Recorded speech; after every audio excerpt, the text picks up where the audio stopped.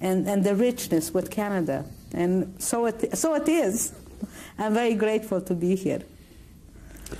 What other things do you remember about Auschwitz? Experiments with things? What do you remember? Experiments. The only thing I have seen was the twins.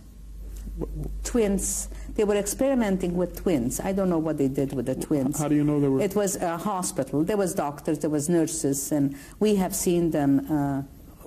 They were dressed. The twins were dressed very nicely. Well, just how many, what was there? I don't understand what. A lot of kids. A lot of twin kids, but everybody was a twin. There was no, whether adults or, and there was also midgets.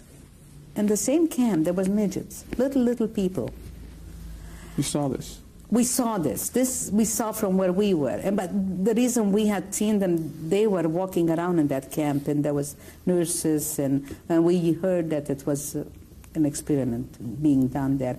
Also, homosexuals. I think Mengele was very fond of homosexuals, whether he was or he watched homosexual act. This was one of his weakness or something to do with him. I don't know what. But you saw something, homosexuals and a relation with him. And I can't tell you why or what, but I remember something about that. And of course, there was few pregnant women that gave birth, and we killed the babies, of course, that came pregnant.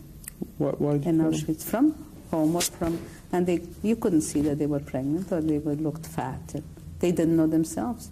So you killed the babies? We killed the babies as they were giving birth in the camp, and the bunks. Why? And well, what did you do with the kids? You couldn't, I mean, you know, you couldn't have children. Or then the mother would have automatically gone to the gas chamber with the baby. So we got rid of the babies. We took them to the toilets when we were going to the toilets. So there was that.